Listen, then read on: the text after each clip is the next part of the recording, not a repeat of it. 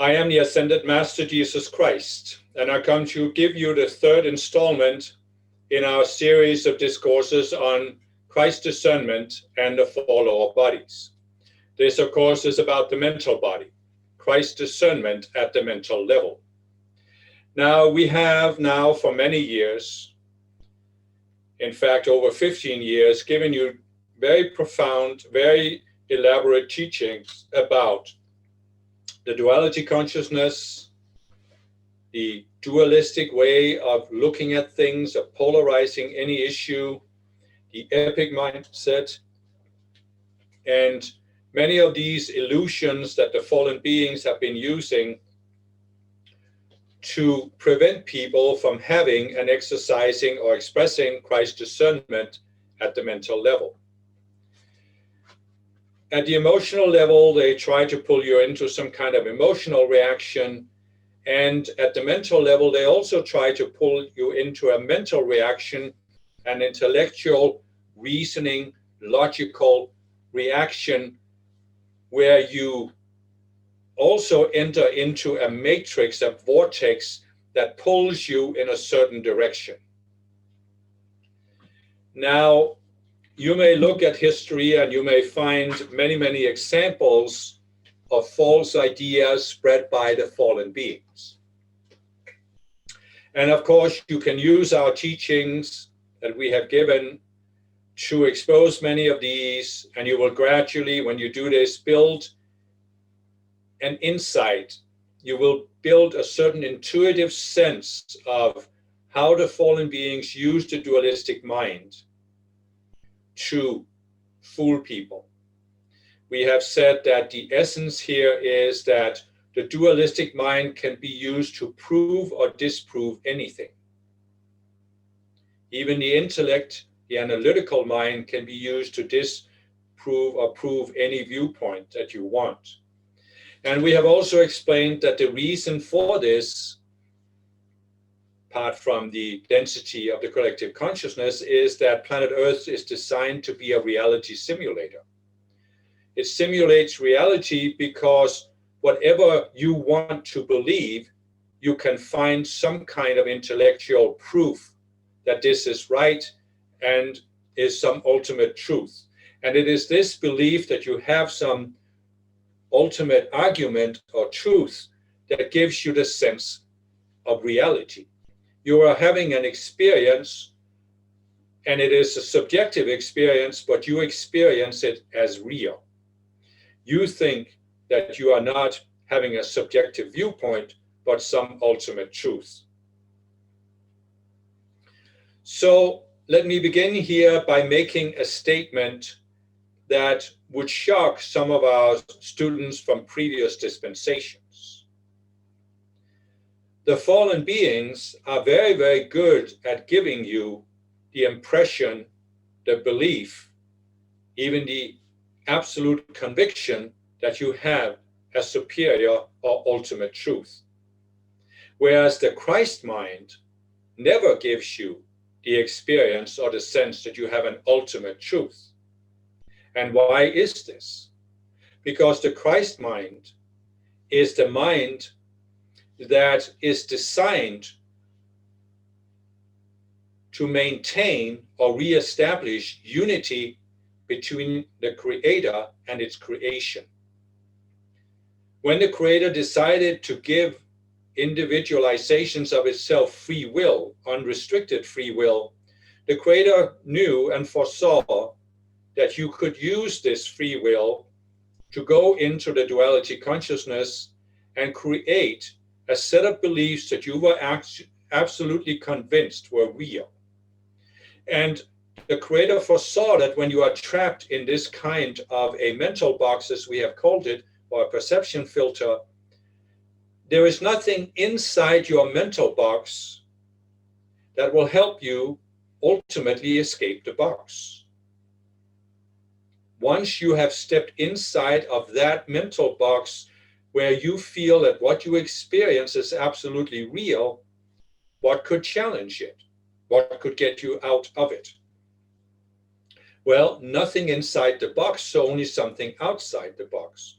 It can, of course, be other people who challenge your viewpoints and your absolute beliefs. But the Christ mind is designed by the Creator to be that mediator between God and its creation, between you and your source, so that you always have the potential to come back out of this mental box that you have created for yourself, this sense of reality that you have created for yourself. So what we have said many times is that there is no ultimate state you can attain on earth, because as long as you are in embodiment on a dense matter planet, a dense consciousness planet like Earth, there is no ultimate state. The ultimate state, as far as Earth is concerned, is to ascend. And when you ascend, you are no longer on Earth. Therefore, you cannot attain the ultimate state for Earth while being on Earth, while being in embodiment. And so, naturally, we have also said that there's no ultimate state in the ascended realm because there's ongoing growth, and even the Creator is expanding its consciousness. So, what is it that wants to create this impression that there is an ultimate state? Well, it's for you individually, the ego, but on an overall level, it's the fallen beings. They have deliberately rebelled against self-transcendence. They therefore want to create the illusion that they can be in a state from which they don't need to transcend themselves because they have reached some ultimate level. Now again, free will is unrestricted. So one of the things you can create with your free will is this absolute conviction that you have reached some ultimate state. And this is allowed for a time. But again, the Christ consciousness is there to make sure that you can get out of it, even when you are trapped in this sense of having reached an ultimate state. And so the Christ consciousness, therefore, is the one sent to Earth to make sure that humankind cannot forever remain trapped by the fallen beings who have set themselves up as a power elite, who are being worshipped as having a godlike status by many people on Earth. So this is one way you can expose fallen beings in embodiment by seeing how they will set themselves up as having this ultimate status that no one can gainsay, no one can question, no one can speak out against them. For if you do, you will either be condemned to hell, you will be burned at the stake, you will be imprisoned and tortured, or executed in various rather unpleasant ways. This is, again, on their fruits ye shall know them. The fallen beings have throughout the ages managed in any number of instances to set themselves up as being having an ultimate state, an ultimate authority on earth. You saw it in the pharaohs of Egypt. You saw it in some other civilizations in ancient times. You have seen it in the Catholic Church and the popes. You have seen it in the communist hierarchy, Lenin, Stalin, Mao, when no one could speak out against them without being executed or at least persecuted in various ways. So this is something you can use as a standard for evaluating how people set themselves up in authority positions. Remember what I said 2,000 years ago to my own disciples, who also had this dream that by following Christ and being the disciples of Christ, they would attain some ultimate status after I left. What did I say? He who would be greatest among you, let him be the servant of all. So who is it that is great based on the Christ mind? It is the one who does not need to set himself or herself up as having some ultimate authority, but who is focused on serving people, serving others, doing whatever needs to be done, perhaps serving the ascended masters and our cause. So this is an evaluation you can make to look at people throughout history and see who have been servants, who have perhaps been servant leaders, and who have been the authoritarians who want to have an absolute state of authority. As soon as you see a person who will attack those who disagree with him or her, you have a good indication that either this is a fallen being or it is a person whose mind is deeply influenced or taken over by fallen beings in higher realms. A Christed being does not claim authority, except in very special cases where that being is facing the fallen beings and therefore challenging the fallen beings in a direct manner, as I did in certain instances.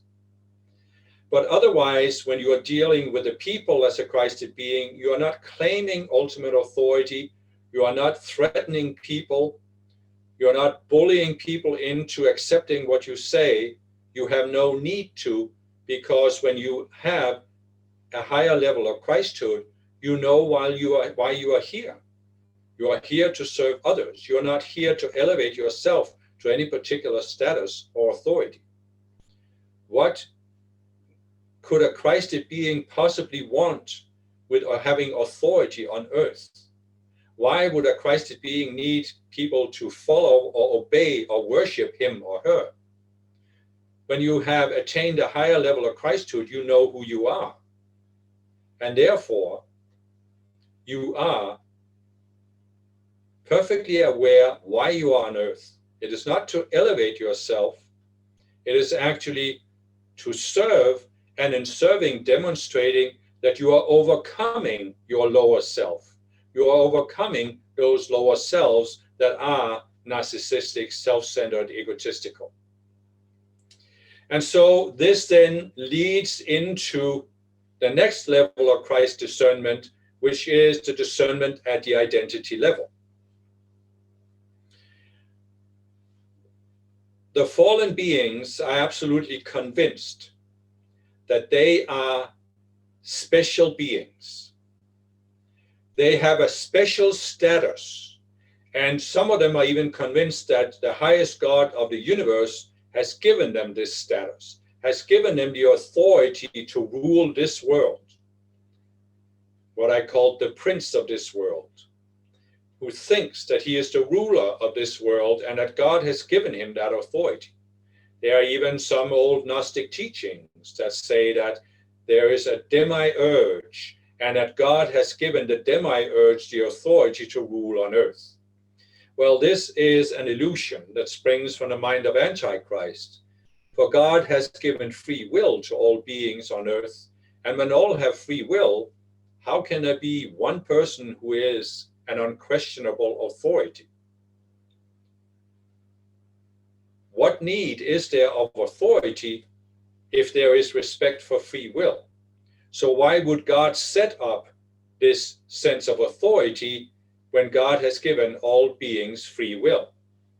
It simply isn't necessary. The idea of an unquestionable authority comes from the fallen beings, because they want to be seen that way and they see themselves this way. So this is another measure you can use to expose a fallen being in embodiment. He or she firmly believes that they are in a separate category.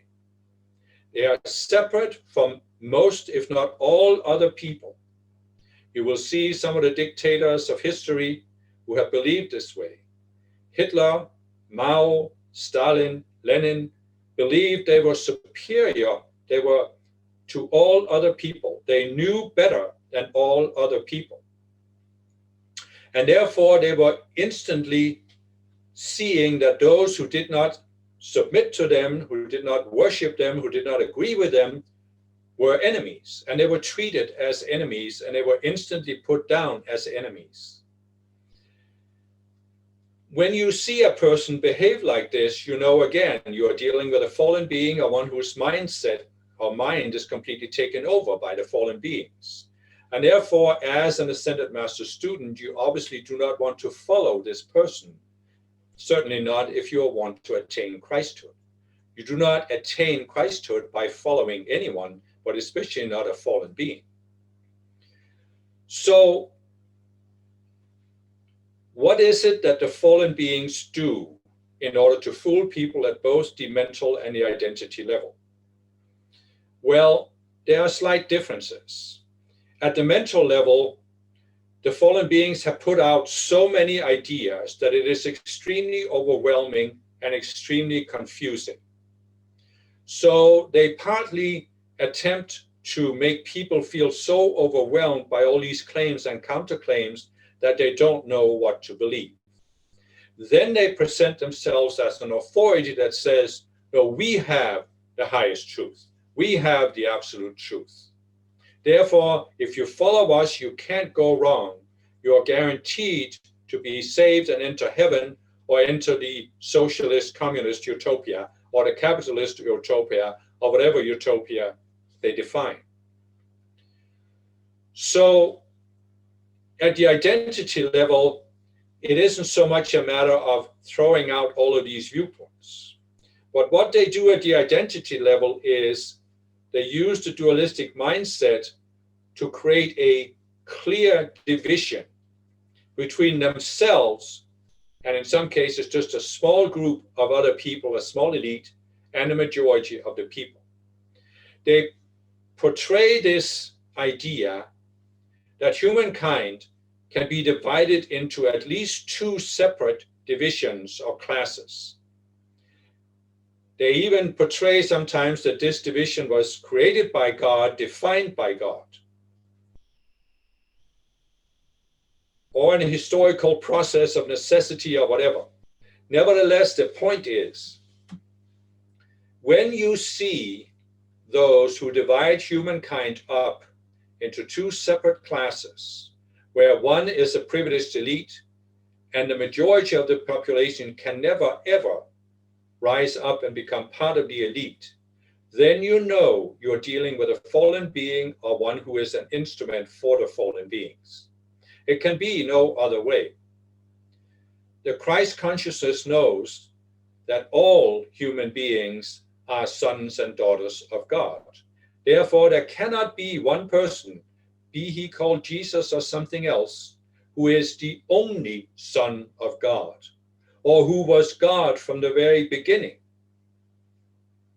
It is an illusion created by the fallen beings, because the Christ knows that all human beings are sons and daughters of God. But they haven't all realized this. So therefore, what is the Christ doing? The Christ is seeking to help them come to the realization of their true identity as sons and daughters of God, as spiritual beings. And what is the purpose of the Christ? The purpose of the Christ is to demonstrate, I have reached a higher level of consciousness. But this doesn't make me special. This doesn't make me superior to you. It makes me an example that you can follow, for you too can attain the higher state of consciousness that I am demonstrating. As the Ascended Masters have been saying for decades, what one has done, all can do. This is the modus operandi of the Christ. Therefore, the Christ, in order to help people attain their true identity, does everything that can be done to challenge and help people see beyond the false identity projected by the fallen beings. And as I said, the false identity of the fallen beings is always based on a division into at least two classes of people, and there is a hermetically sealed barrier between the two. Those in the lower class can never become part of the higher class.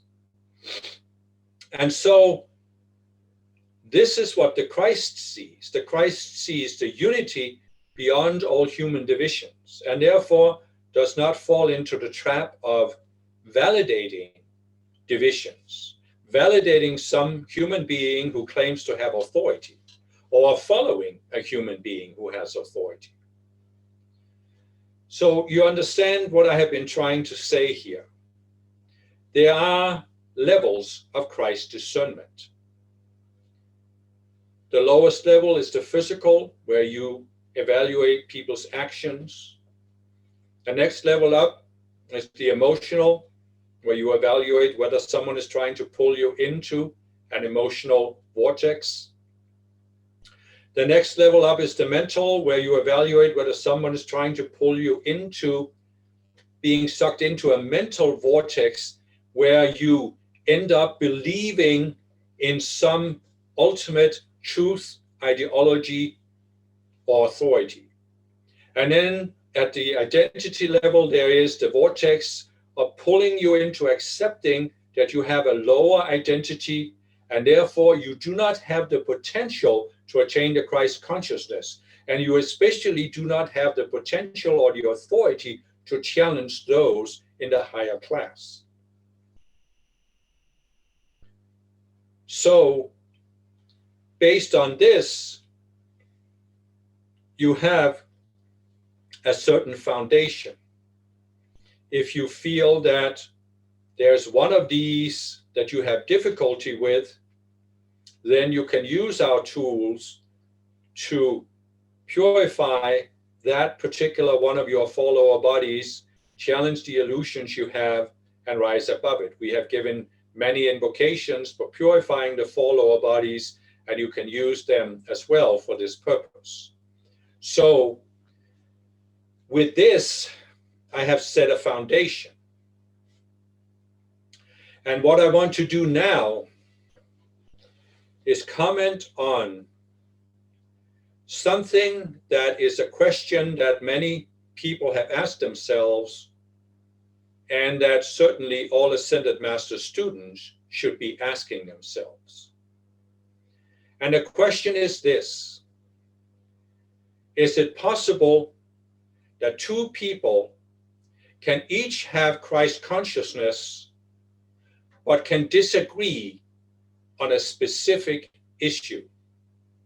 In other words, both people have a certain level of Christ discernment, but they disagree on a particular issue relating to life on earth.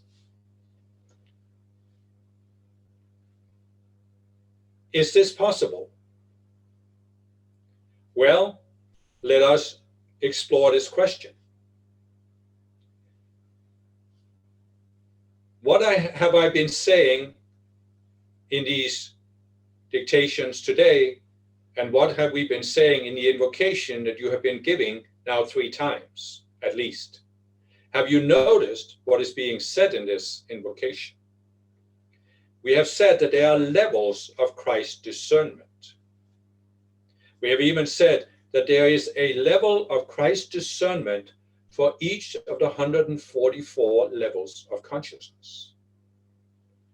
Now, you may find this difficult to comprehend when you look at the absolute lowest state of consciousness on earth. But as we have said, for each of the 144 levels of consciousness, there is a specific illusion that allows a being to go down to that level and still experience that it has a right to be at that level and do what it wants to do. And this experience seems real to that being. It is the illusion that gives the sense of reality. So, how would a being at the lowest level of consciousness ever escape that level? Well, if there was not a level of Christ discernment that could help that being see through the illusion of that level, the being would have no way to escape. There would be no way out. A downward spiral would be a one-way street. And so therefore, the Christ mind goes to each of the levels possible on earth and provides a particular insight for that level that can help a person at that level see through the particular illusion and therefore rise to the next level up. So you can go down and say, a person who is firmly trapped at the lowest level of consciousness on earth does not have Christ discernment. But a person who has seen through the illusion at the lowest level and risen to the second level up, that person does have Christ discernment. The person has seen through one of the illusions that trap people on earth. And it can only see through that illusion through Christ discernment. So it has a certain level of Christ discernment. Now, of course, this doesn't mean that the person at the second level has the ultimate level of Christ discernment, because the ultimate level of Christ discernment possible on earth is not attained until you reach the 144th level and see through the illusion at that level, and you are ready to ascend. Which for me happened when I was hanging on the cross. And then I gave up the ghost and I was no longer in embodiment. So what you need to very, very carefully consider here is that each one of you who is an Ascended Master student, you are at a certain level of the 144 levels. And that means that you have a certain level of Christ discernment.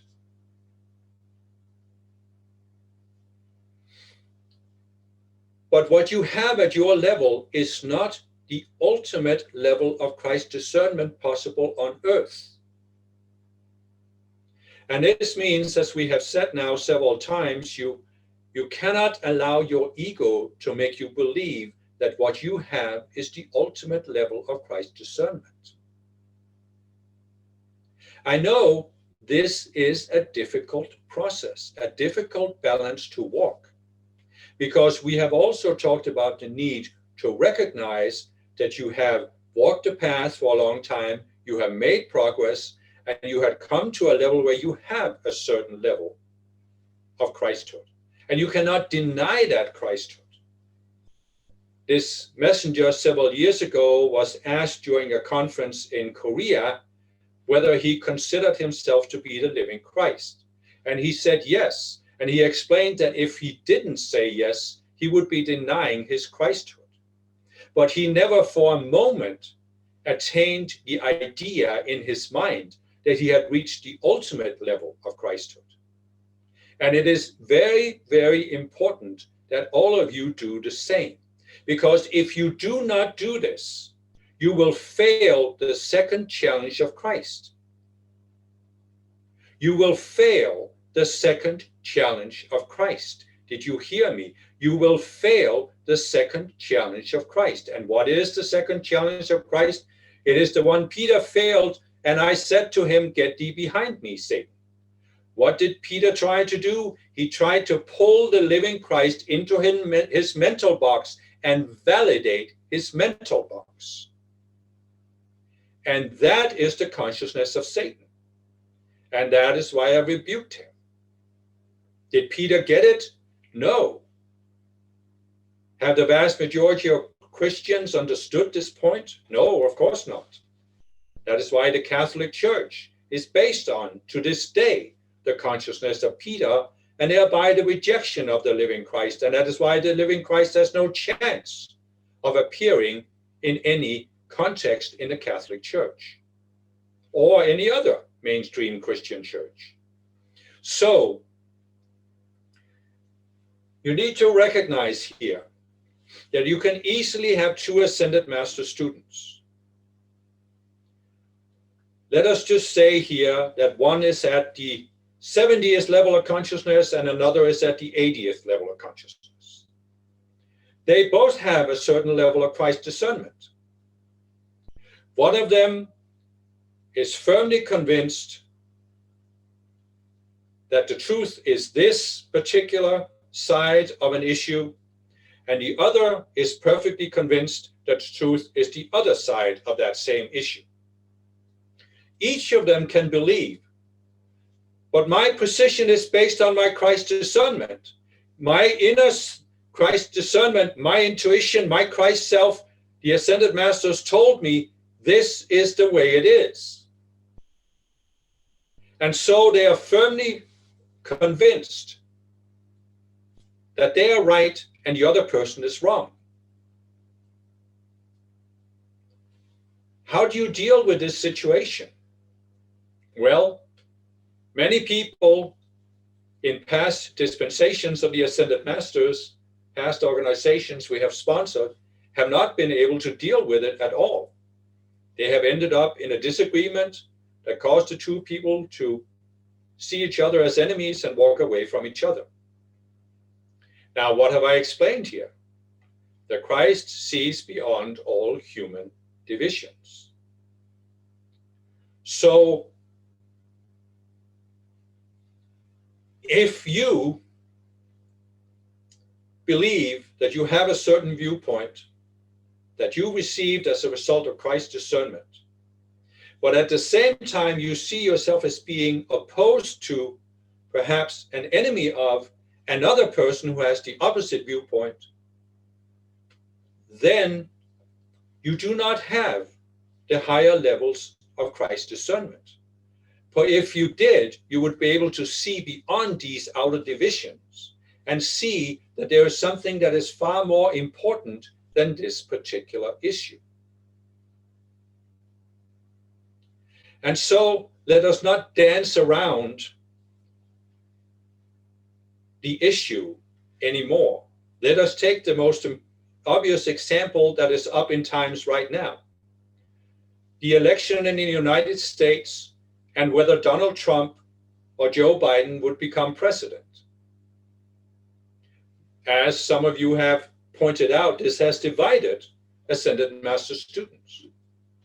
So, is it possible that one person can be convinced that he or she has Christ's discernment and yet firmly believes that Trump should be president? And is it possible that another person can have Christ's discernment and firmly believes either that Trump should not be president or that Joe Biden should be president? Is it possible that they both have Christ's discernment and therefore they are both right in a certain sense? Well, the answer is yes, but there is a very big but associated with that statement. Now, you understand here that Christhood is a process. We are not requiring anybody to be perfect. As I have said, how could you have ultimate Christhood, Christ discernment, until you're at the 144th level? So it's clear that when you are at the lower levels of Christ discernment, you can receive an impulse from the Christ mind. And you are truly receiving an impulse from the Christ mind. And you see certain things on earth that are not right, that are unbalanced, that are a manipulation of the fallen beings, that are an illusion, a lie, and so forth and so on. And at the lower levels of Christ's discernment, well, we cannot expect you to be able to see beyond all human divisions. We cannot expect this, and we do not expect it. So, how is it then possible that someone in the United States can be a Republican and a supporter of Trump because they feel they have Christ's discernment, and someone could be a Democrat and a supporter of the Democrats because they feel they have Christ's discernment? Is it possible that they both have Christ's discernment? Well, yes, it is. But again, there is a but. And what is the but? Well, the but is this. You have the level of Christ's discernment that corresponds to your level of consciousness among the 144 levels. But you do not have anything beyond that. So you see certain things, but there are also certain things you do not see. So it is possible, for example, that a person can have a certain level of Christ discernment and therefore sees certain qualities in Trump that the person believes are important for a president. For example, you could have received, either based on our outer teachings or based on an inner impulse from the Christ consciousness, or both, an insight into how important it is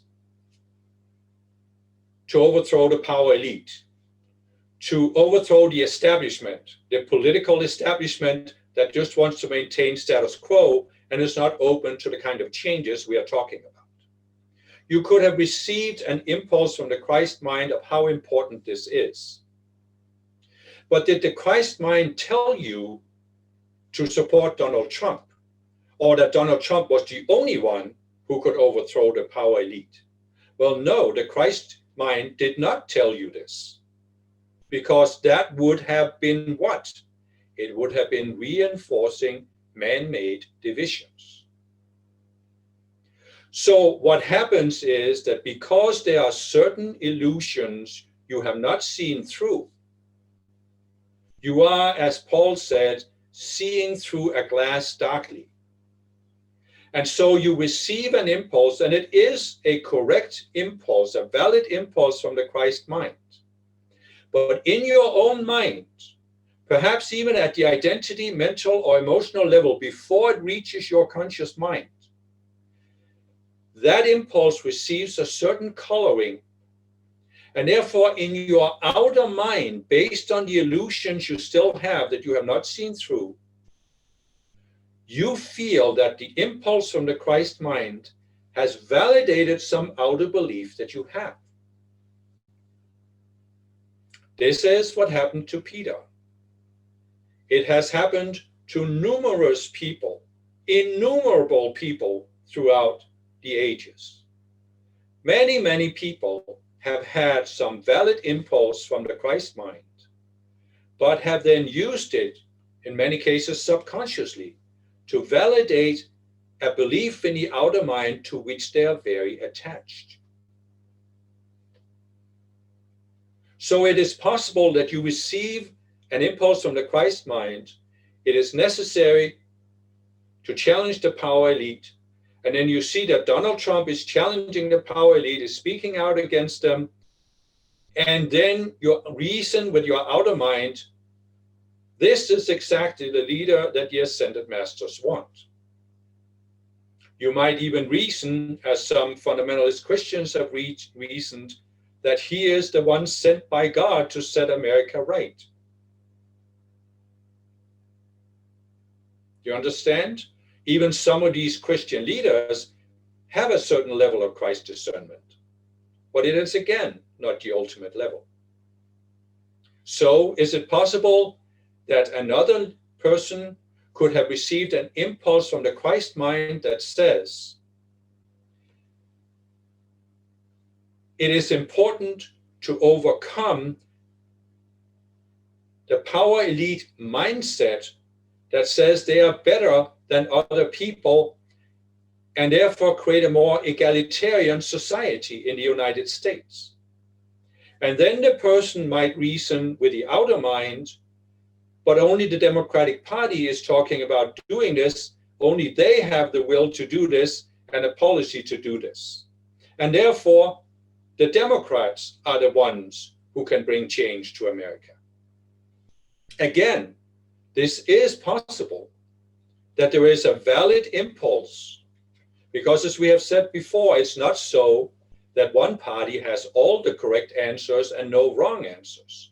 Both parties have certain insights, certain ideas that are constructive for the future of America, but none of them have a patent on the future. So you see here that it is quite possible that you can have two ascended master students who are both convinced that they have a certain level of Christ discernment, and they are right, and who are both convinced that their choice of political party is the ultimate one. And this is where they are not right, because there is no ultimate choice, as we have attempted to explain many times. Because there's nothing ultimate on earth.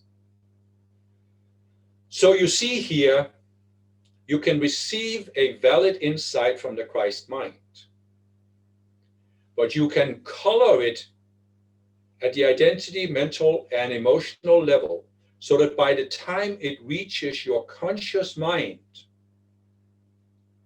you are convinced that it validates one of the beliefs that you are very attached to at the conscious level, at the emotional level, at the mental level, or even at the identity level. This is a belief that you may not even be conscious that you have. You may have a belief at the identity level, and you're not even aware of this belief at the conscious level. But at the conscious level, you see yourself a certain way, and you have never even questioned that sense of identity. Or you may have a certain belief at the mental level, and you are not consciously aware of it, but at the conscious level, you are absolutely convinced that this is the way it is. For example, many Catholics are absolutely convinced at the conscious level that the Catholic Church is the only road to salvation. Many materialists are absolutely convinced that all religion is a hoax and complete superstition, and that the world is entirely material. It is possible that a Christian can have some level of Christ discernment, and a materialist has some level of Christ discernment. They are both receiving some impulse. The materialist may be receiving a valid impulse from the Christ mind that makes him or her see the shortcomings of religion, especially the kind of organized religion you have. A Christian may receive some valid impulse from the Christ mind that you cannot save yourself, and that only through some higher impulse can you be set free from your mental box. And so what happens is that in the outer mind, by the time these impulses reach the conscious mind, they have been so colored that the people are now firmly convinced that the impulse from the Christ mind has validated this belief created at the mental level, often by the fallen beings. We understand very well how difficult it is for our students who are at these beginning levels of Christhood, as we might call it. We understand how difficult it is to see through this. Nevertheless, we also know it is possible for you to begin to see through this when you are above the 48th level of consciousness, which all of you are. And so it is possible for you to take the course we have given that takes you through the 7 rays, where the 7 Chohans raise you up from the 48th to the 96th level of consciousness. It is possible for you to reach that 96th level if you truly apply this course and other teachings we have given. But even at the 96th level, you do not have the ultimate level of Christ discernment. How could you have, when there are 144 levels? And so this is where, at the 96th level, you truly face a more intense version of the second challenge of Christ. You do face it at each level of the 144 levels. But there is a crucial turning point at the 96th level. And at the 96th level is where you have the potential to either continue going upwards and increasing your Christ discernment, or to start a downward spiral. For that matter, you can start this downward spiral at any point below the 96th level also. But at the 96th level, you come to this point where you must make a choice between realizing that you need to overcome all aspects of the outer mind and denying this. So at the 96th level, you face the intensified version of the second challenge, where you need to decide, will you accept that you have a certain level of Christ discernment, but it is not the ultimate level? Will you accept that you continually need to seek for insights and revelations from the Christ mind that help you see through these illusions you still have left, to help you see through the separate selves? And are you willing to lose your life in order to follow Christ, to lose any and all selves that come up? Meaning you're willing to question every outer belief you have. Or are you not willing to do this? If you're not willing to do it, then there is a certain separate self, there's a certain belief that you have that you will not question, because you believe that this is the absolute truth.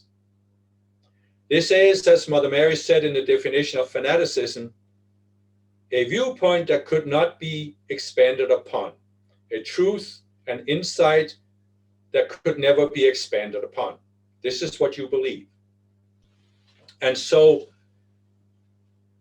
when people make that decision, whether it's at the 96th level or below it, that is when you start a downward spiral. And from now on, you will not, because you are not open to it until you again turn around, be receiving insights from the Christ mind. What will you then be doing? Well, you will be referring to the insights that you felt you received in the past. And you will be using those insights to justify why you do not need to question this particular belief, and why you do not need to question your sense of identity as having attained some superior status. There are people who have reached the 96th level and who have decided that this was an ultimate level. They did not need to question themselves, and they have believed that they had reached the ultimate level of Christhood. Now, the moment you believe this, you are starting a downward spiral. You don't immediately fall down to the lowest level, but you start going down, because you cannot stay there. You can only go up or go down. You cannot stay very long at the same level. So you now will see that characteristic for such people is they become very, very attached to a particular viewpoint. They become very eager to reject anyone who questions or challenges their viewpoint. And they can become quite emotional in seeking to do so. Usually, in the beginning levels, they are not directly manipulative, they are not directly attacking other people, but they may have various ways of seeking to put these other people in their place, so to speak, where they will try to get other people to accept themselves as the highest authority that should not be questioned. So, by the way, I'm in no way implying here that Donald Trump has at any point in the past reached the 96th level. I'm talking about ascended master students. So when you see this, that people become very attached to their viewpoints, very adamant in trying to refute anyone who questions them, perhaps even seeing other people as enemies or putting them down as not having the same level of Christ discernment as they themselves have, or having a certain overbearing attitude, well, that is when you know that here's a person that there is no point in arguing with. There is no point in discussing with them. There is no point in trying to convince them that they are trapped in an illusion. They are trapped in the illusion because they are convinced that the illusion is real. And there's nothing you can say that will challenge the illusion. There's nothing anyone could say. We have seen in all previous Ascended Master organizations, there are certain students who have come into the teachings they have studied and applied the teachings diligently, they have made progress reaching a certain level, in some cases even the 96th level, and then they have chosen that there was something that they did not want to give up. And now what have they done? They have attempted to use the teachings and use their own insights from the Christ mind to justify why they do not have to go further. And in many cases, they have then found something in the teachings that were given previously that seemed to validate their viewpoint. Then they find something that is now given later in the teachings, and now they say the first revelation was true, but the second one is not. And this proves that the messenger is no longer a messenger, has lost his or her mantle, is no longer connected to the masters, or the messenger's mind colored the message, and so forth and so on. And so this we have seen over and over again. Now, my beloved, you will see in each of these movements that in some cases, these people have then attempted to challenge the messenger. And in some cases, the messenger has responded to these people and tried to reason with them and help them see what they could not see.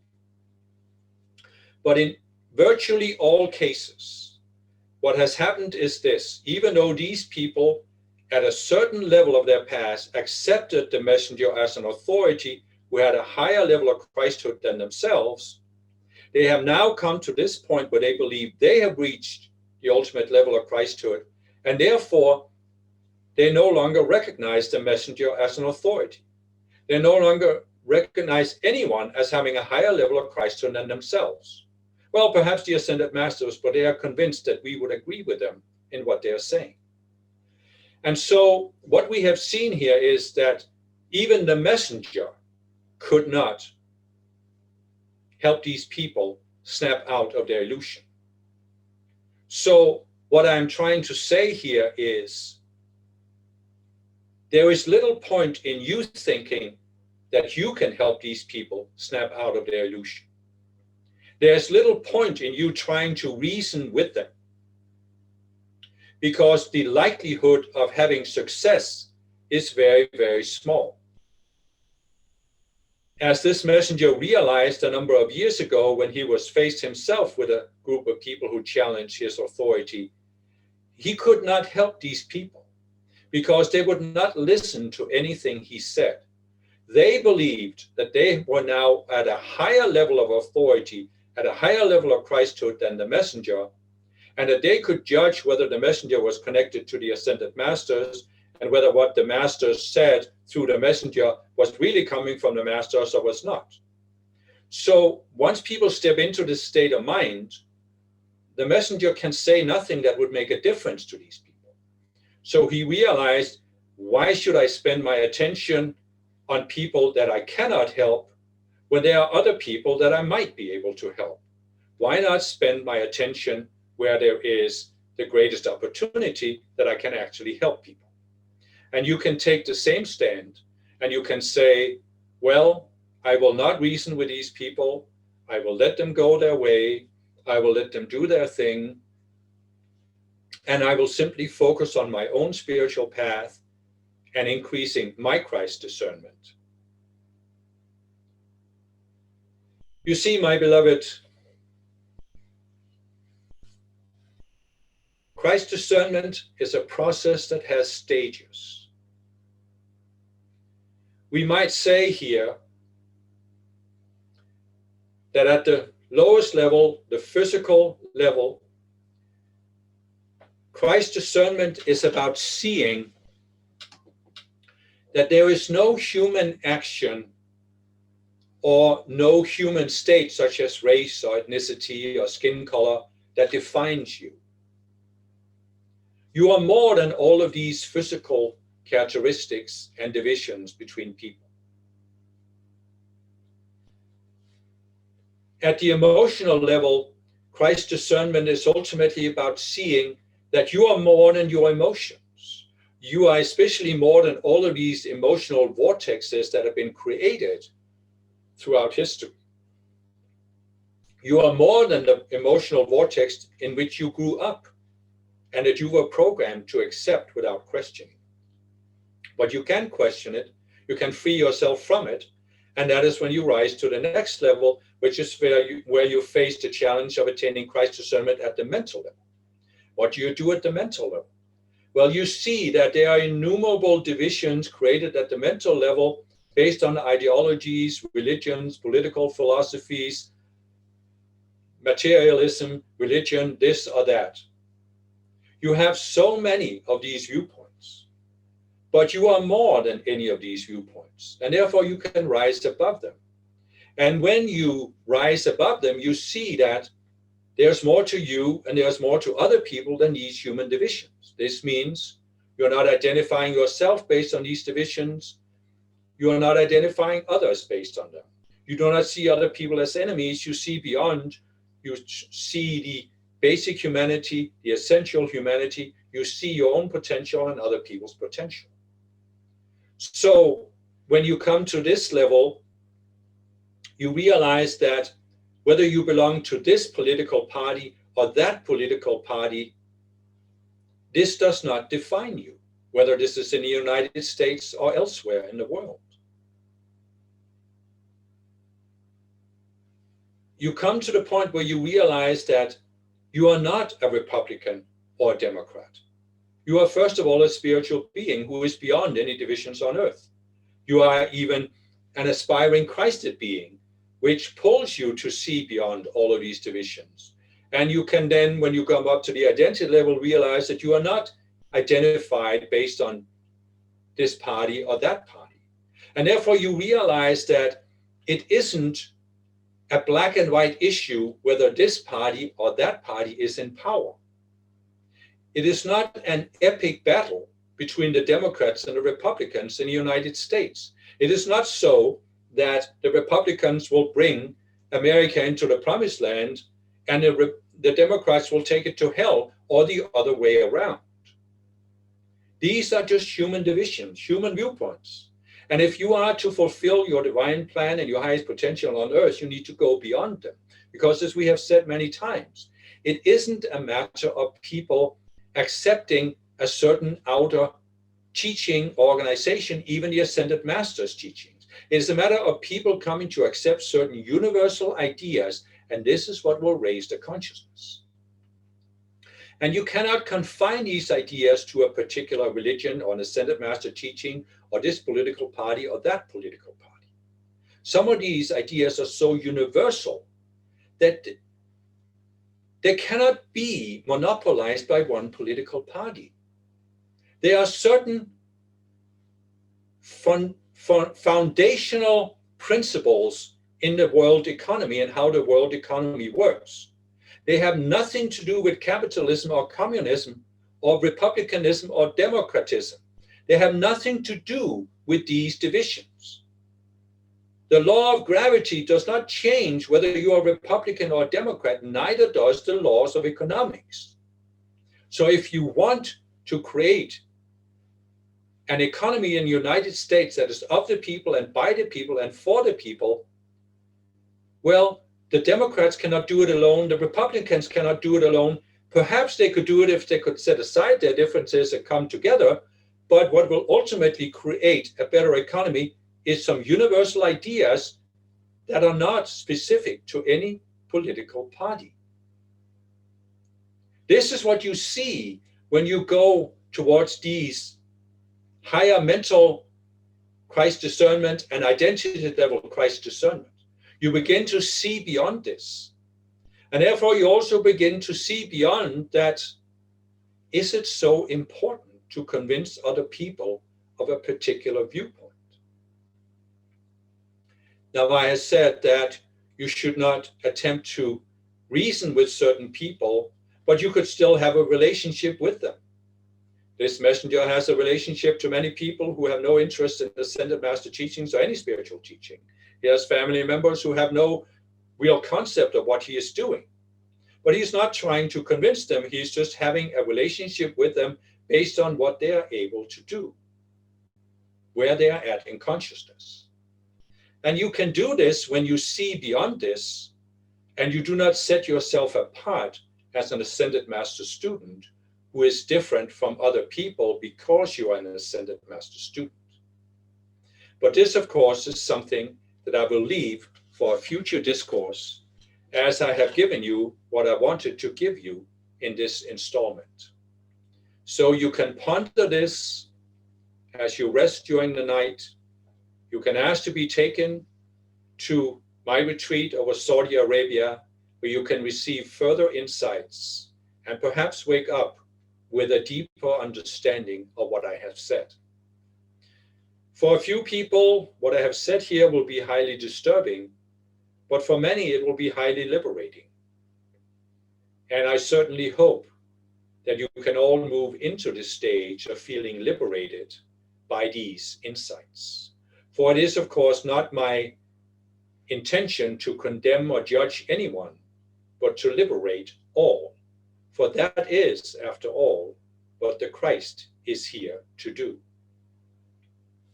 So with this, I seal you in the joy that I have whenever I interact in a more direct way with human beings on earth, those who are open to experiencing the living Christ, even if I speak through a physical messenger who can carry the vibration that I am.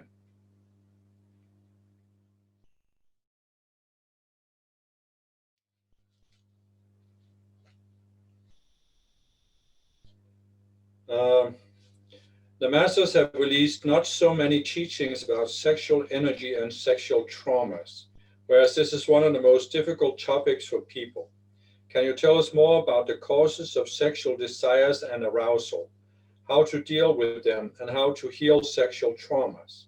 In my experience, it is the multiple sexual injuries that create lust, how to transcend lust. Mother Mary? Well, there is really no difference between a sexual trauma and other kinds of traumas. It is just a matter of what causes it, but the process that takes place in your four lower bodies is very similar. If you are exposed to violence, whether it be of a sexual nature or not, it creates a certain trauma. And that is why all of the teachings we have given on healing your spiritual traumas and the other books in the series are applicable to dealing with sexual traumas. Sexual trauma does not actually create lust. Lust is created by entities in the emotional realm that invade your energy field. But it is, of course, the traumas that make your emotional body open to being invaded by these entities and demons. So, again, invoking spiritual protection, cutting yourself free by giving calls to Maitreya, valuable tools, but ultimately you need to resolve the trauma and the belief behind it that makes you susceptible to it. It is not, of course, only traumas or lust that create the sexual desire. It is also a natural functioning of the body and even a legitimate desire to experience one of the activities you can experience on earth. So as long as your sexual desires is balanced, as we have said several times, there isn't anything inherently unspiritual about it. It is simply something you do as one of the activities you do on earth without making any kind of epic battle out of it. Unfortunately, the fallen beings, through various spiritual and religious movements, have tried to make sex into an epic battle where there's something you need to fight in order to grow spiritually. And this is not something we support or encourage.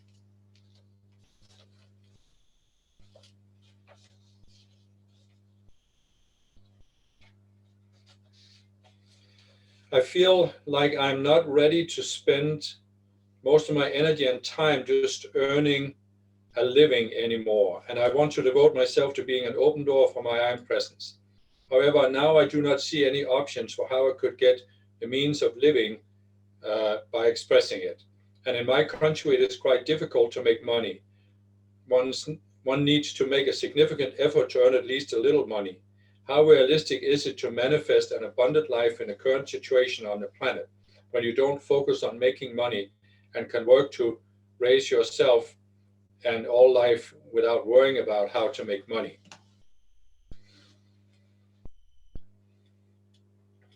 Jesus. Well, you can begin with my saying that you cannot serve two masters. You cannot serve God and Mammon. But of course, this saying has many deeper meanings, and it isn't just about your attitude to money. But what you can begin to contemplate is the attitude that you have towards money and the attitude that you grew up with about money.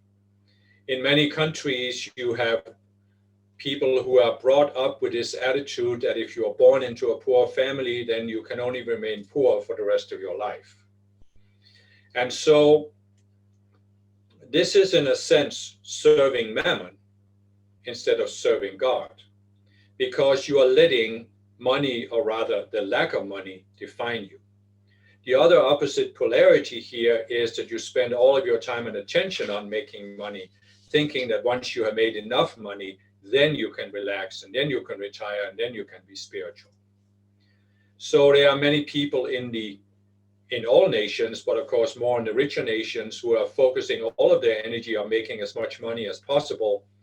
And it, of course, takes them away from spiritual focus. But there are also many people who are poor and who think they cannot make money and who feel that it is a struggle to make enough to satisfy the basic needs. And they are also serving Mammon. This is another unbalanced attitude towards money. And you can work on this, uncover the selves and overcome those selves. And then you might find that things will open up for you. And you will have a more balanced approach whereby you can make enough money to take care of your physical needs and still have time and energy and attention left over to focus on the spiritual needs. But this requires your willingness to look at these separate selves that you have created, often in many past lifetimes, but certainly also in this lifetime, as a response to the environment in which you grew up and the attitude towards money found there.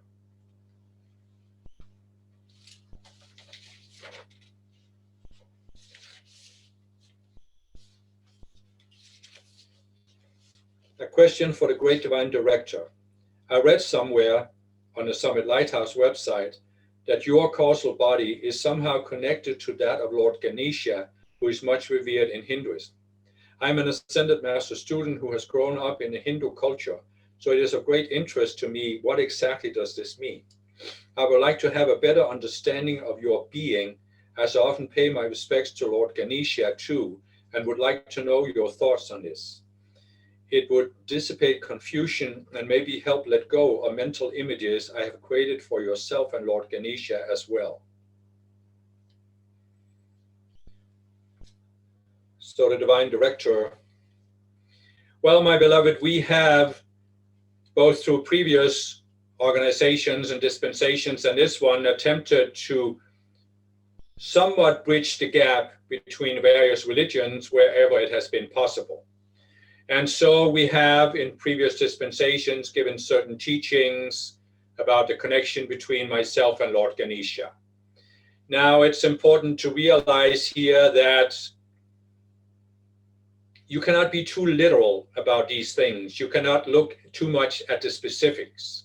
It's clear that the very outer form that Lord Ganesha has been given in Hinduism really has no bearing on who I am as a cosmic being, because this is a form based on the images and the animal forms you find on Earth.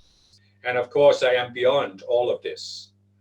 But what can be valid is to maintain a certain connection between various religions. Obviously, in this dispensation, we talk about Shiva, we talk about Krishna, even though not very much, but we have mentioned it. And so then attempted to establish a connection between the Ascended Masters and the Hindu gods and goddesses.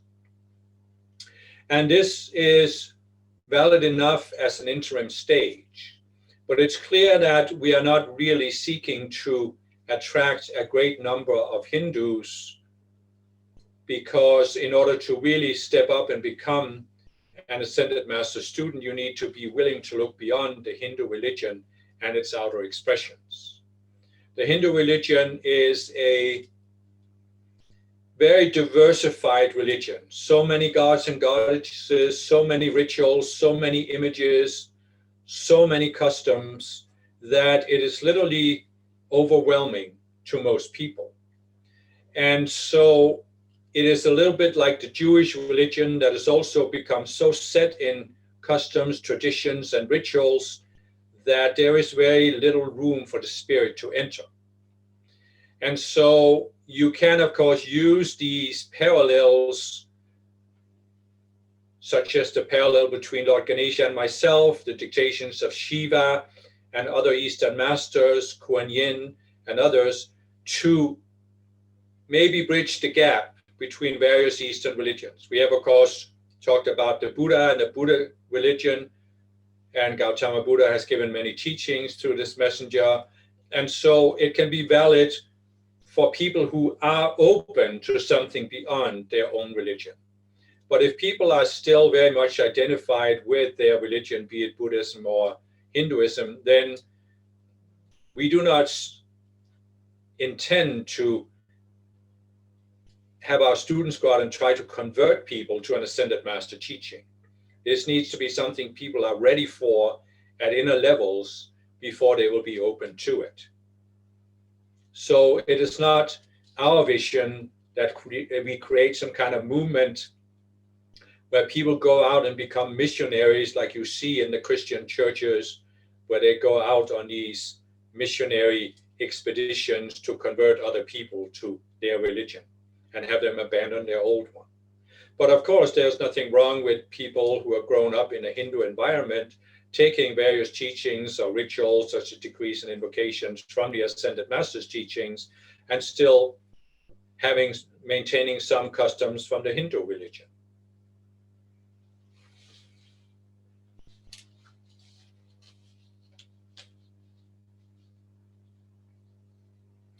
My question is pertaining to avatars. In the teachings, especially those of Lord Maitreya and the Garden of Eden, there's a point of departure from the original teacher, and that's how those life streams entered into duality. How did the avatars who came to Earth as volunteers depart from their teacher?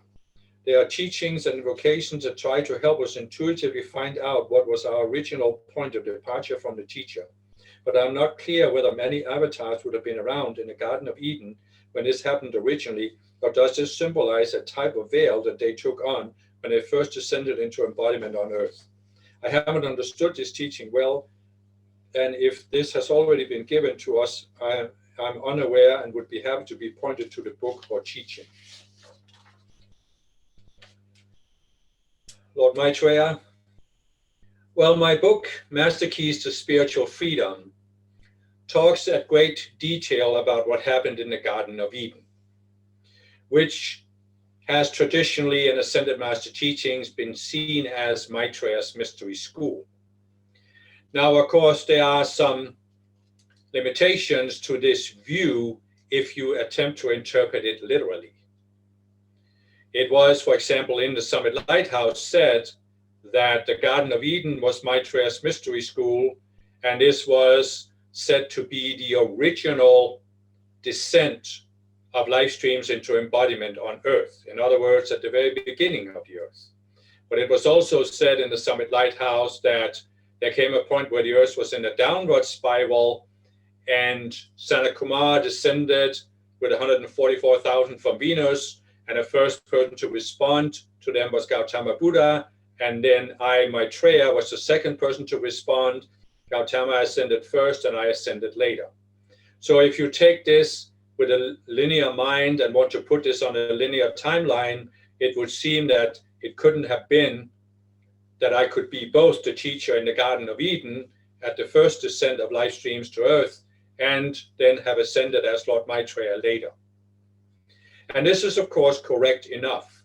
You simply need to recognize that there is a certain office that is the office of Maitreya, and that it is not necessarily the same being that has held this office throughout the entire history of the earth. And so you actually have more than one ascended being with the name Maitreya.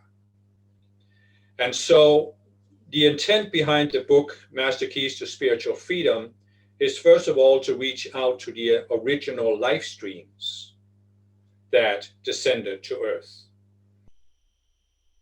And those who went into duality and did so by leaving the teacher behind, because they came to this point of thinking that with their outer minds, they could define or divine what was truth and error. So they could know good and evil, be as gods knowing good and evil.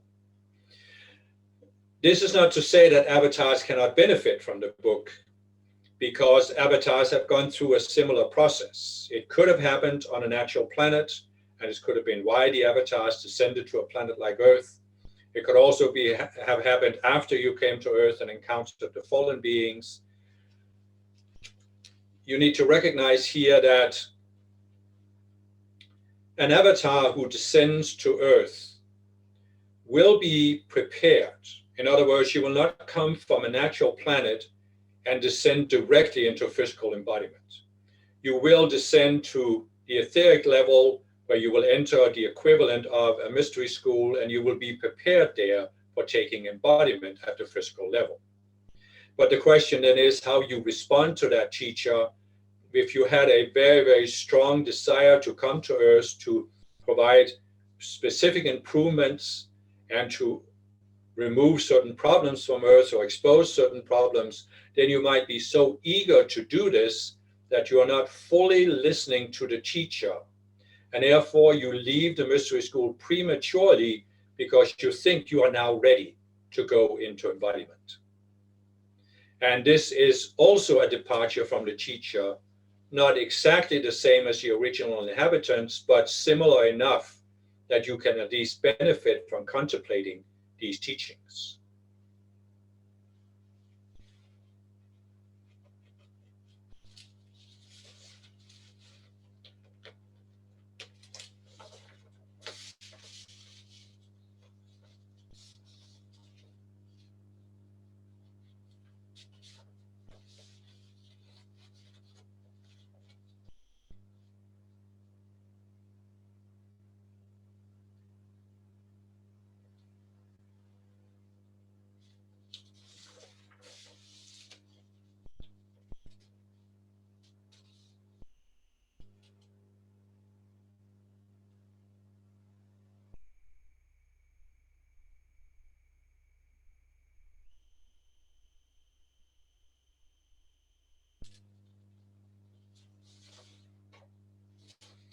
There's a question here about the 10,000 Christed beings taking embodiment.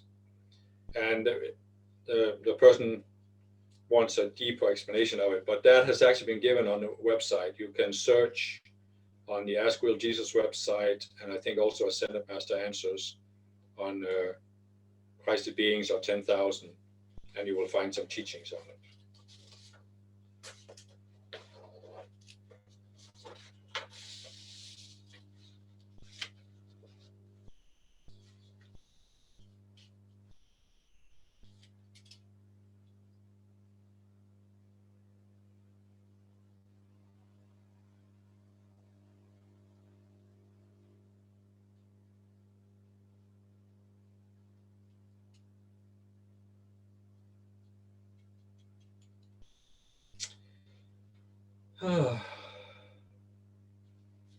I came to see this one outer self in my psychology, which was indeed very subtle, namely that I submitted my free will myself to service.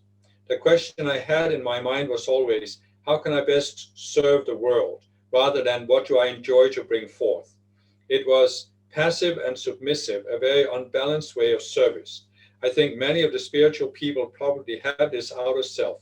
Can the Ascended Master give some advice on how to best deal with this outer self? Jesus, well, anything can become unbalanced, and it is, of course, the characteristic of the ego and even the fallen beings seeking to influence you, that they want to take every progress you make on the path and distort it by making you unbalanced in your approach to it. So there is, of course, a stage on the path, the lower stages, where you're completely focused on yourself. You're very self-centered, looking at only your own self-interest, seeing yourself as separated from others, and always, as the saying goes, looking out for number one, meaning looking out for yourself. And so there comes a point on the path where you begin to overcome this, and now it is natural you focus on how you can serve others. But of course, inequality can become unbalanced on a planet like Earth. And you can indeed, as you correctly express, create this self that suppresses your natural creative drive. Now, in many cases, this self is not existing alone. It is actually supported by other selves, because you can have certain selves that were created in distant past lifetimes where you were very self-centered and focused. And so you created certain selves that are based on the belief that selfishness is wrong, selfishness must be avoided, and therefore you should avoid focusing on yourself, and you should focus on doing something for others. In fact, the Christian religion, by raising this ideal of service, selfless service, has contributed to this process where many people, spiritual and religious people, feel that they should serve, and in order to serve others, they need to suppress any kind of desires for expression or experiences that they have themselves.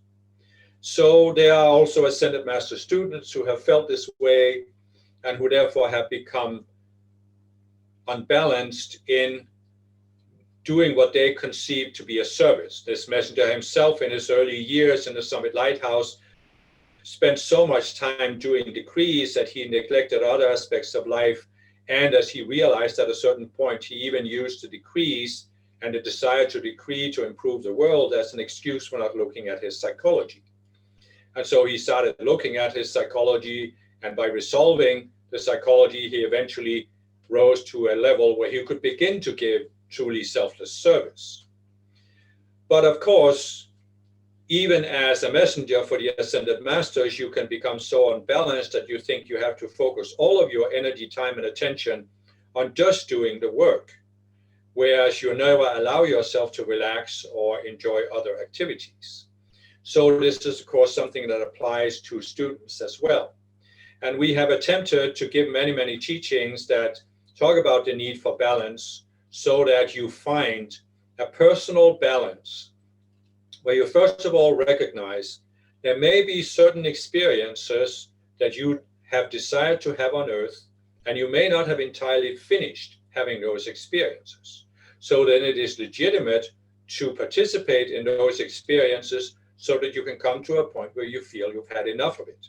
You're also given teachings about how to avoid that this becomes a downward spiral where you never have enough.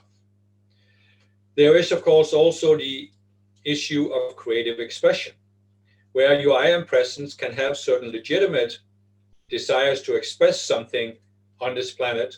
And it is correct that many people have used the ideal of selfless service to deny the I am presence the ability to be the open door. So basically, how can you come to a point where you find more balance? Well, again, only by looking at these selves, looking at the belief that causes you to have an unbalanced view of what selfless service is. Selfless service really does not mean that you focus on other people. This is sort of the beginning stages of selfless service. You think you set aside your own desires and focus on other people. But this can also be the ego that has a desire. Many Christians have this desire to prove that they are so selfless people by serving others. But it is, of course, a desire that springs from the ego and therefore doesn't help raise their consciousness. So what you need to realize is that truly selfless service means that you overcome the outer self and these separate selves that pull you into unbalanced reactions. That way, you can come to a point where you, number one, recognize I have certain desires for certain experiences on earth, and I need to have those experiences. And you also recognize that my I am presence wants to express certain creative expressions through me, and I need to make time and attention for this in my life. And so therefore I need to find a balance where my service still allows time and attention for these other aspects of my divine plan and my spiritual growth. This is a decision to make, partly conscious decision, but you cannot fully make that decision until you resolve these selves that pull you into this unbalanced reaction.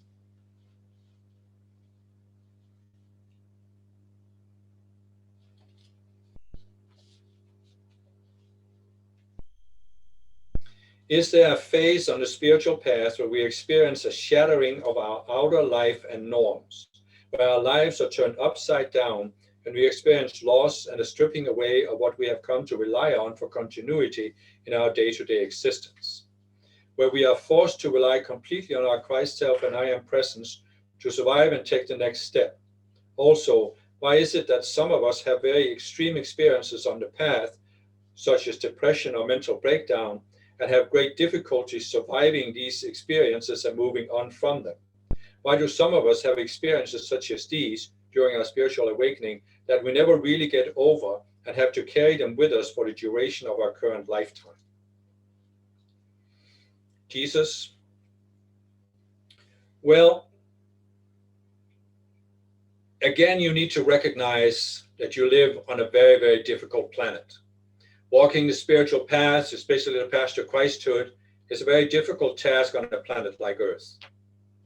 You have had many past lifetimes where you have been exposed to various traumatic experiences, and you have created various separate selves in response to this. So what we can say is that the more traumas you still have from the past, the more you have a tendency to have an unbalance in your life stream, in your follower bodies. And the more unbalance you have in your follower bodies, the more you tend to have these more extreme experiences on the path. Depression and mental illness are certainly a sign that you have very severe traumas and wounds in your follower bodies, but also the sense that you have completely lost your sense of continuity. This is something that has happened to various people, in some cases as a result of a Kundalini rising, in some cases for other reasons. And what we have attempted to do, especially in this dispensation, is to give you a very balanced path and a very balanced approach so you can avoid having these more extreme experiences. It is completely possible to walk the path to Christhood while having a more balanced experience. There will be some swings. There are certain initiations you need to face. And you certainly need to face the initiation of being willing to give up things in order to take the next step on the path. And there comes a point where you need to demonstrate that you're willing to give up anything on earth in order to take another step up to a decisively higher level. When this messenger became a messenger, he had to demonstrate to me that he was willing to give up anything on earth, even his life on earth, in order to rise to a higher level. But this wasn't a shattering of his norms and sense of continuity, because he had already attained a high degree of balance in past lives. So for those of you who haven't attained this balance in past lives, again, we have given all of our teachings on healing the spiritual traumas to help you move towards a more balanced state.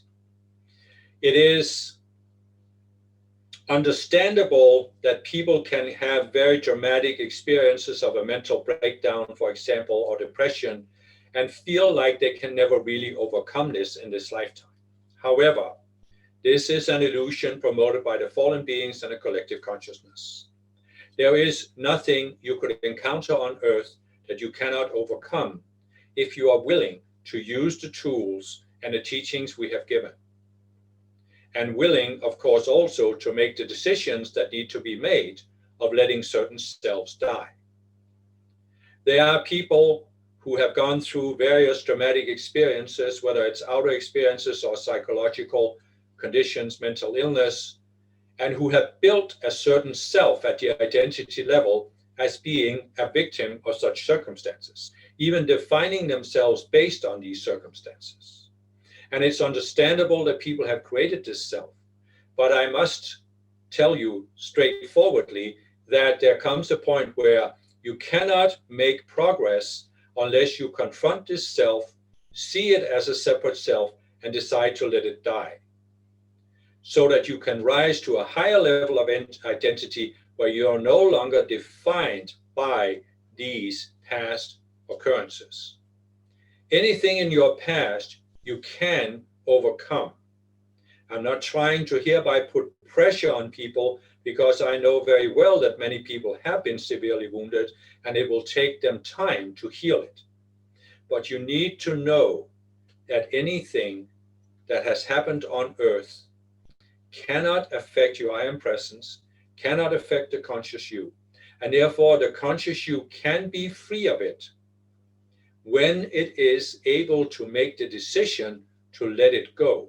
But as we have said, that requires in most cases the confrontation of many separate cells that you need to let die one by one, so precisely you avoid losing your sense of continuity. You do it gradually, but you need to keep in mind that the conscious you is not defined by anything that has happened on earth. And you can return to that state of pure awareness. You can only do so by giving up these separate cells that pull you away from it.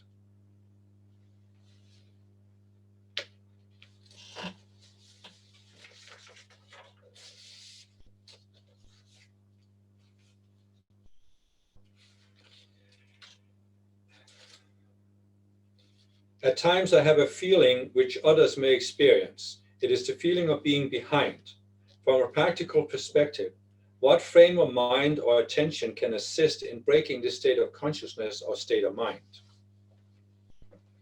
Jesus, well, in the early days after he discovered the spiritual path, this messenger often had that feeling of being behind. And it was partly caused by the fact that he grew up in an anti-spiritual society where there was nothing that stimulated his spiritual growth. And so it wasn't until he was 18 years old that he realized there was a spiritual path. And it wasn't until several years later that he discovered the Ascended Master teachings. And so in the beginning, he felt that he was behind where he could have been if he had had a spiritual teaching earlier. And this is the case for many of you. You have a certain divine plan. There is a certain timetable built into that divine plan. And you can often have an intuitive sense that you are behind that ideal timetable. And so it isn't really a matter of making that feeling go away. It's a matter of recognizing that you have this feeling and then asking for inner direction and contemplating this. How are you behind?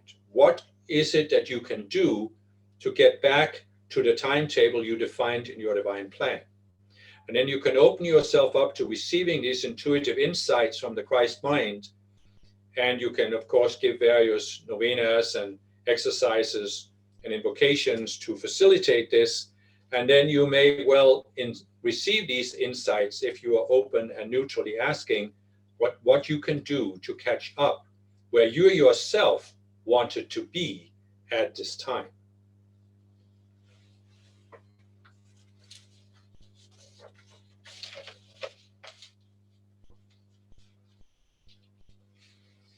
Beloved Masters, could you tell me if the rosaries and decrees can be recited while lying down? Or will the light of the Ascended Masters not come to me in this way? In what position is the efficiency of reading decrees most effective? Jesus, well, again, we do not want to give you a black and white view of this, but it's clear that if you look at traditions going far, far back in the East, you see that people have always been sitting somewhat upright with their spine erect during a meditative posture or while chanting. This is because when the spine is upright and fairly straight, then the light can most easily rise through the chakras, from the base chakra to the crown. So it's clear that if you want the maximum efficiency, it is better to sit somewhat straight, but still sit in a comfortable position. For decrease, it is better not to have your legs crossed, but to sit on a chair where you can sit in a comfortable position that you can hold for some time. Of course, if you have some kind of condition that makes it difficult for you to sit up, then you can, of course, lie down and recite invocations and decrees. They may not have exactly the same efficiency in terms of raising the light along the spinal column, but they will still have a high degree of efficiency, especially if you focus in your heart and really put your heart into giving them. So it can, of course, be done, and it is, of course, better to do it from a lying position than not to do it at all.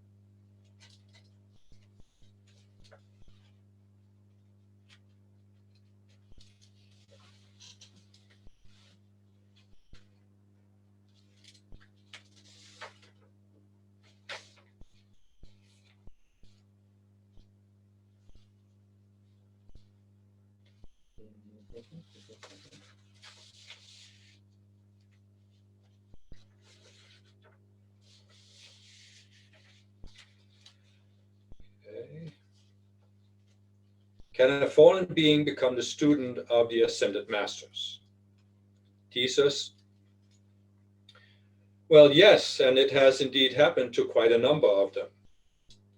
Not so many in this dispensation, but especially in the Summit Lighthouse, there were many fallen beings, not necessarily the highest ranking ones, but there were many people who were close to the messenger and even on staff who were fallen beings. In most cases, it was because they had followed the leaders as fallen beings, and the messenger had volunteered, the messenger for the Summit Lighthouse had volunteered to give these live streams an opportunity to rediscover the path to Christhood. You can, of course, always raise the question that can a fallen being become a student of the outer path and the outer teachings of the Ascended Masters? And the answer is yes. And then you can go on and ask, can a fallen being become a student of the inner path and really truly lock into the teachings of the Ascended Masters? And experience shows us that some fallen beings can indeed do this, but relatively few of them. Many of those who have become students of Ascended Master teachings have not locked into the inner path. They have not passed the second challenge of Christ. They have come to that point where the very illusion that caused them to fall gave them such a sense of reality that they were not willing to question it. And so even when they were confronted with this need to question this illusion, whether it was done by the messenger or from within or by other people, then they refused to question it. Some of them even left the organization, became disgruntled with the messenger, criticized the messenger, and so forth and so on. So it is difficult to help these fallen beings from an Ascended Master perspective. And that is why we are no longer focusing so much on this, although in the early years of this dispensation, we did attempt to use this messenger to give certain initiation to certain fallen beings that were part of this movement in the early years. We also gave many teachings that were meant to help these beings overcome their illusions and step onto the inner path. But again, relatively few of them managed to do this.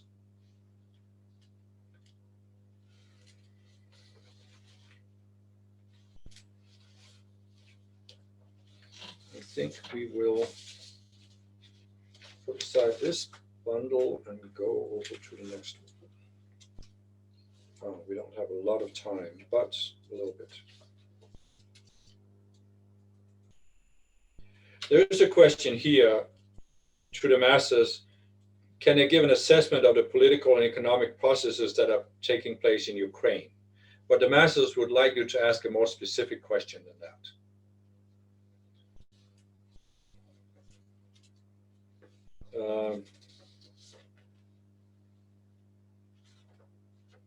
I grew up poor.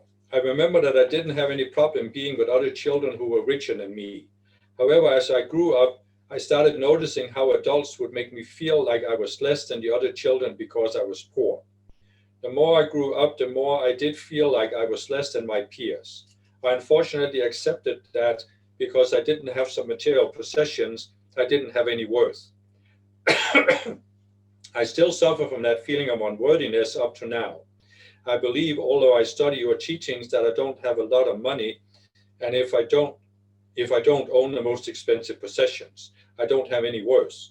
I would like to stop believing that poor people have no worth and rich people are superior to them, that it's only by having all the money in the world that I will be happy and I will feel like I'm somebody. Jesus? Well, again, the answer, which is almost a standard answer, is that this kind of belief, of course, comes from a separate self. And you need to use our tools to uncover that separate self and let it go. You also need to make a decision to simply not accept this belief. But of course, on a planet like this, there is a very old tradition where the fallen beings have wanted the majority of the population to feel that they are poor, that they can only be poor, and that as a result of that, they don't have the same worth as the elite, who are rich and have power and authority. The fallen beings have created this very, very elaborate collective beast or entity that projects at people that your worth is defined by your outer power, your outer possessions, the amount of money you have, the fancy houses, the smart sports cars, the jewels, and so forth and so on. Now, there are people who have grown up in relatively poor circumstances and not accepted this kind of belief. This messenger is one of them. His parents gave him the impression from early childhood that it's how you behave and how you are as a human being that defines your worth, not your outer possessions or your position in society. So if you have grown up in an environment where you have come to accept this belief, it is because it's part of your divine plan that you demonstrate how to get over it.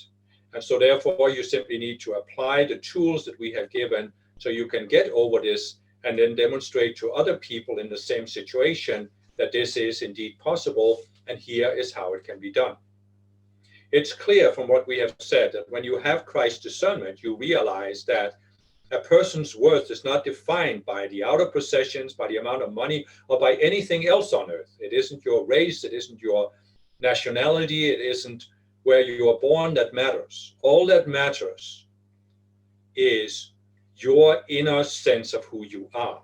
And all people have equal worth in the eyes of God, in the eyes of Christ.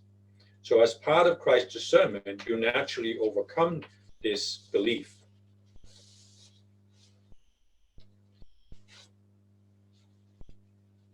Since I had my daughter 3 years ago, I'm not comfortable with the way my body looks.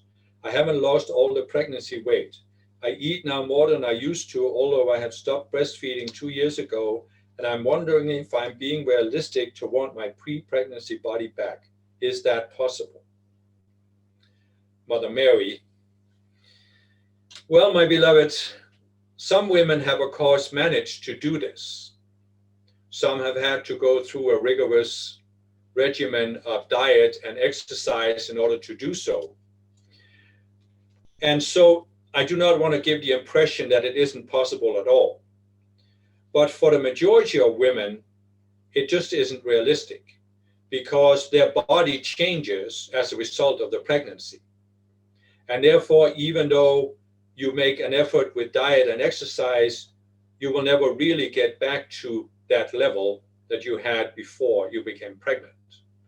And so this has unfortunately caused many people to decide that they are going to make the effort to try to get back. And then when they fail, they go into this endless spiral of blaming themselves, feeling inadequate, coming down upon themselves because they weren't strong enough, they weren't disciplined enough, and all of these things. So it is an individual matter to try and gain some attunement, to see whether you should make the effort to get back to that same weight that you had before, or whether you should simply give it up. You need to recognize here that most women have to give up many things in order to become mothers. So maybe for you, one of the things you need to give up is the desire to return your waistline to pre-pregnancy levels. You may simply have to accept your body as it is now and then move on with life and adopt a positive attitude towards your body as it is now.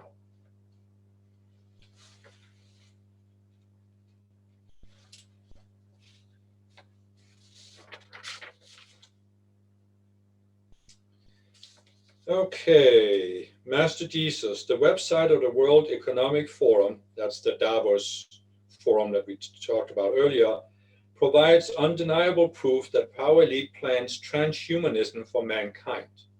The Power Elite defines transhumanism as a fusion of our physical, biological, and digital identities, which involves merging artificial intelligence with our physical bodies.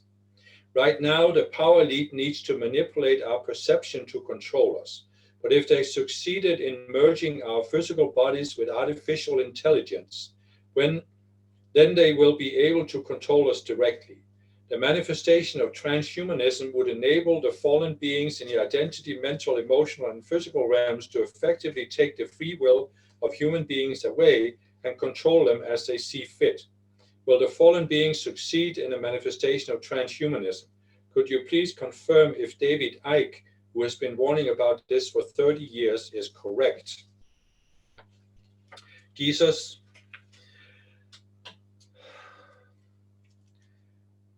transhumanism, as it is currently defined by certain Power Elite groups, is simply an unrealistic pipe dream.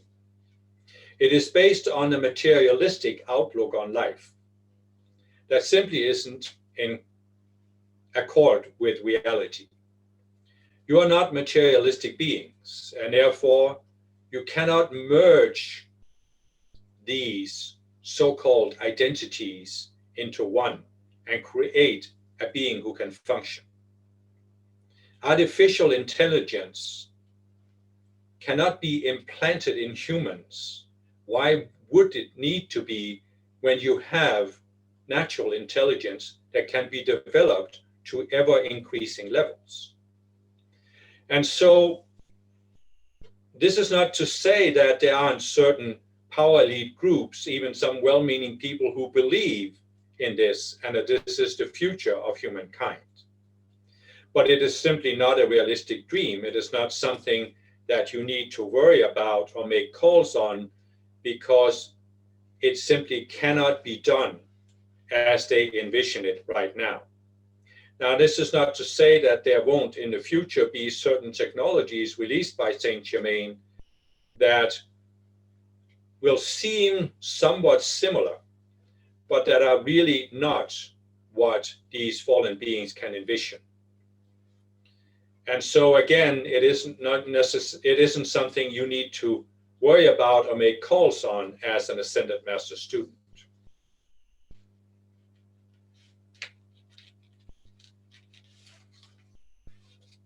Well, do we have time for one more?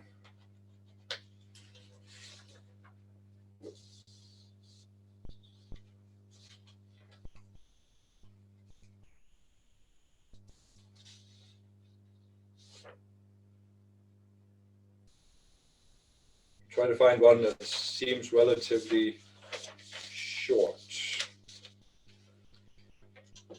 Is incest worse than an adult sexually abusing a child he or she is not related to?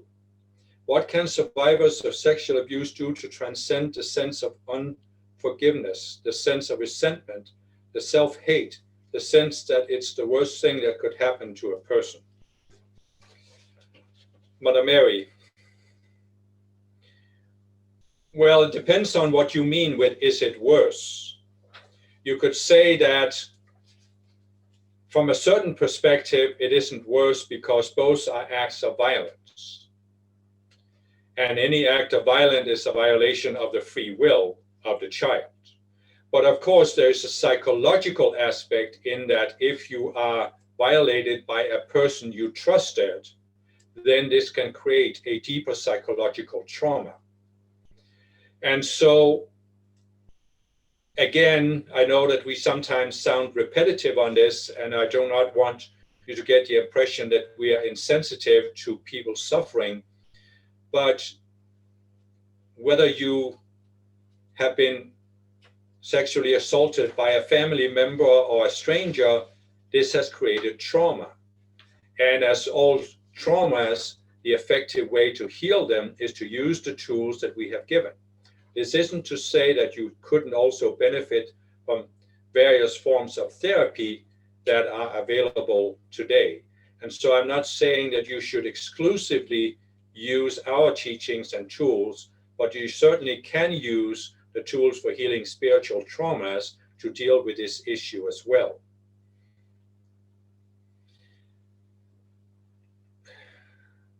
You need to come to this point where you start looking at the fact that the trauma forced you to create certain cells. And these cells are very often based on certain patterns that are set up in this world, often defined by the fallen beings. And they have defined some very subtle selves about feeling angry and resentment with those who have violated you, feeling resentment towards them, and even feeling hatred towards yourself for allowing this, because it has been projected into your mind that even though you were a child at the time, you should have been able to resist this. And so you need to recognize that these are collective entities created by the fallen beings that can enter your mind when you have been exposed to trauma and set up this negative spiral that makes it very difficult for you to leave the trauma behind. And you need to recognize this and determine that you are not going to allow the fallen beings to get away with this. You are not going to allow them to first expose you to this trauma and then cause you to go into a reactionary pattern that means you cannot leave the trauma behind. So you have to look for these separate selves, but you also have to make certain conscious decisions that you will not resent those who violated you, that you will not hate yourself, you will not feel you should have done differently than you did. Because if you could have done differently than you did at the time, you would have done so. And so you need to have the willingness to resolve the selves, but you also need to have a certain willingness to make these firm decisions that you will forgive those who violated you, and you will forgive yourself for your own reaction to it, both when it happened and afterwards.